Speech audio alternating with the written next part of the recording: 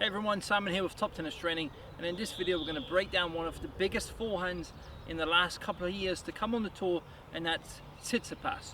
So I would say his forehand is a cross between Roger Federer's and Andre Agassi's.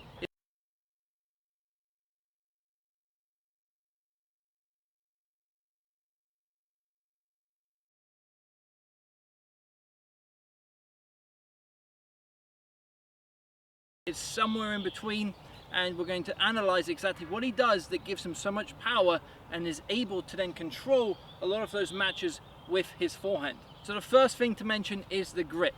Now Tsitsipas, he uses quite an unusual grip. He uses an Eastern forehand grip. This is similar to Federer and Del Potro, but he holds the racket a little bit closer, tighter, almost like a hammer. So he doesn't spread the fingers as much as, let's say, Roger Federer. Now before we go any deeper into this lesson, if you're serious about improving all areas of your game, then make sure you subscribe to the channel and you turn on that notification bell. And this will allow you to really hit through that ball, extend towards the target,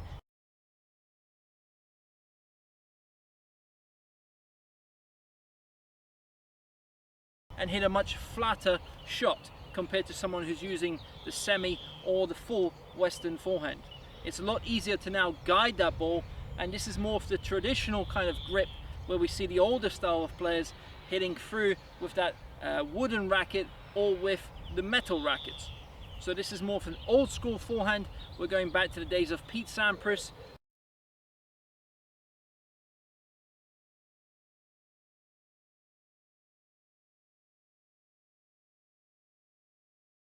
Andre Agassi also used the Eastern forehand grip. So this is more of that classic forehand grip. Now at the start of the forehand, it's really interesting to see that Tsitsipas incorporates almost a bit of Federer's forehand, but also a bit of Agassi's forehand. So he starts off with his wrist in that neutral position, and he starts off by holding the throat of the racket with his left hand. So he has the same fundamental on the forehand side as most of the top players, and that's that initial unit turn. So as soon as they see the balls coming to that forehand side, that coil with the upper body. But with Federer, he likes to keep his racket head above the grip level. So he's in that position as he starts to swing. Now with Agassi, he would hold the racket and the grip almost level. So Agassi would start with his forehand down here, and as he starts to swing, the first thing he would do is lift the elbow. So he's leading with the elbow on that backward phase of the swing.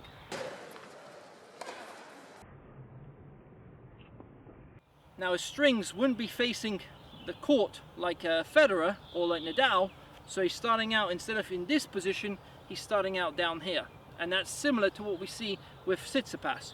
He's starting out with his racket slightly close to the ground, but he has his racket head slightly above the grip level, which creates a little bit of leverage right from the beginning of his forehand. What we do see with the Tsitsipas forehand is him leading with the elbow, creating space away from his body.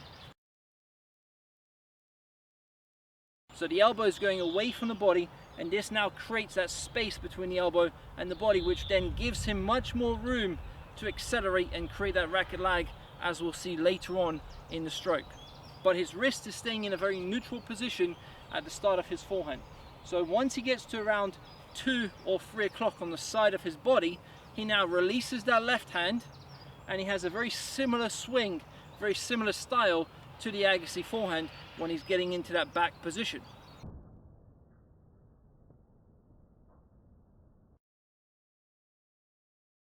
Now once he gets into that power position, it's quite unusual what he does with the racket head. A lot of players will start that pat the dog position when they reach that power position. So they get into the back position and they have that drop where the racket face will now, the side of the racket they're going to make contact with, will now close towards the ground. We see this with Federer, we see this with Nadal, we see this with a lot of the players on the ATP Tour.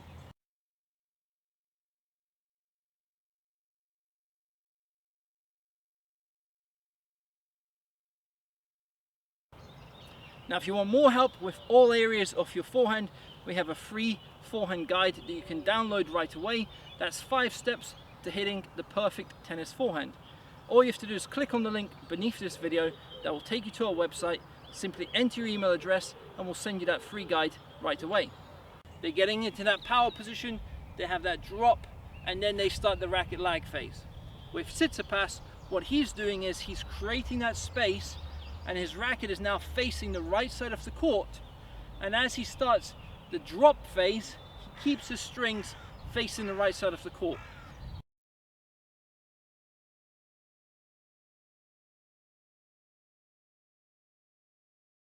So it's quite similar to Del Potro's in that sense.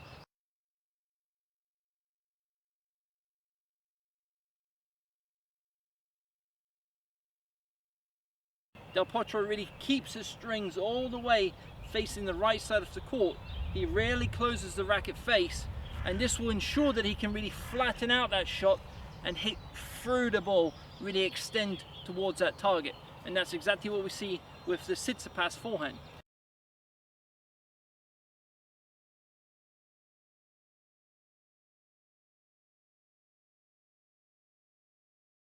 It's also important to note that until this point, he doesn't have much wrist work going on.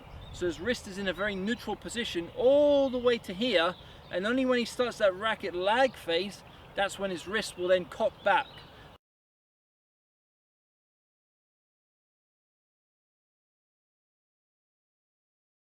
So the wrist supination starts to happen from that power position. So power position, wrist supinating. So if we think about the supination on the serve prior to contact, we have the racket now going in that position. That's the supinated position. Up until the point of contact, I'm starting that pronation. So the supination, the easiest way for you to understand this would be when my palm is facing the sky in a supinated position. Once I start now turning my palm towards my body, I'm now pronating, but I'm back in a neutral position like this. And once I now turn my palm to the ground, I've pronated fully. So supination, neutral, pronation. And on the forehand, Tsitsipas is in that position. That's where he starts that supination, and he really leads with this bottom of the racket, the butt cap of the racket. He's creating a lot of racket lag.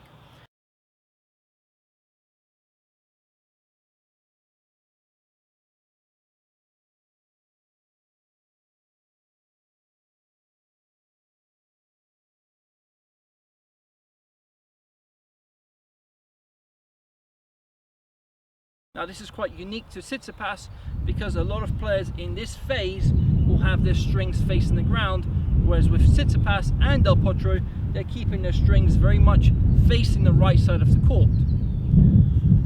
Now one thing that changes between the Agassi and the Tsitsipas forehand is the elbow extension.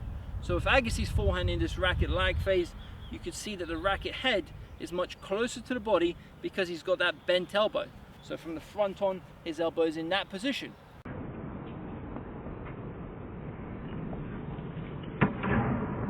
Whereas with Tsitsipas, he's got a lot more space because he's using more of that extended arm forehand to hit the shot.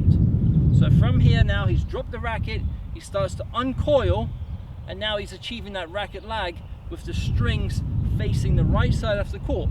And then as he makes contact, he's trying to make contact always in front of his body, with his strings very much flat towards his target. He's also keeping that kind of Federer head movement where he's trying to keep his head on the point of contact with that extended arm.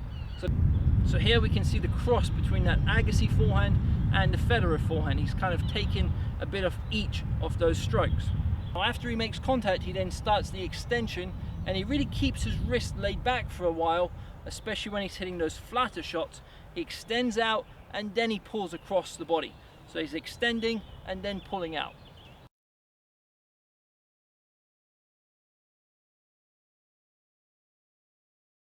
Now he'll change his follow through. We often see him following through over his left shoulder, so that traditional kind of across the chest finish. But we also see him sometimes finishing over the left shoulder in that more old school kind of classic finish.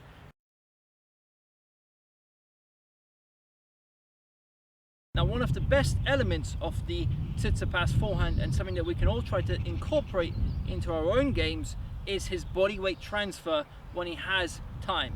Now, a lot of times he's using that neutral stance. He's stepping in with his left leg, and as he loads up on that back leg, you'll see that his body weight is about 80 or 90% on that back leg. So he's in the power position. From that position, as he steps forward with his front leg, the left leg, he'll have his body weight transferring from the back leg onto the front leg, and as he makes contact, he doesn't just stop there, but he allows it to come all the way around, so he has a massive transfer of weight and energy into that ball.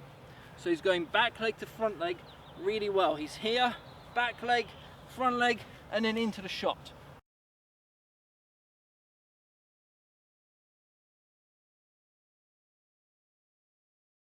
And that body weight transfer is one of the reasons why he can have so much power and so much weight of shot, even though he isn't one of the strongest or one of the most bulky guys on the tour. So a good way to visualize this is to imagine that you're leaning into the ball.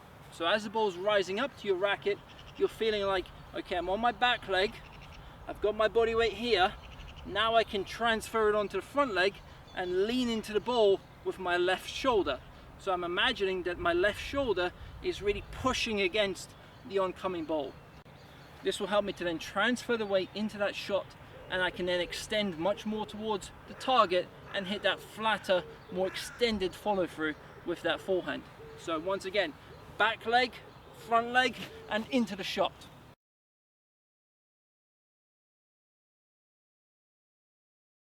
Now, it's easier to achieve this with the neutral stance, but even with the semi-open or the open stance, we can still get our body weight going forward if we're imagining that we're leaning into that shot. So with the open stance, Tsitsipas is here, but he's still going into the shot with his body weight. He's not falling backwards, or he's not driving just upwards. He's driving upwards and forwards. And this is one of the reasons why he has such a powerful forehand. Even on those open stance forehands, we see him trying to get his body weight going into the shot before the next ball.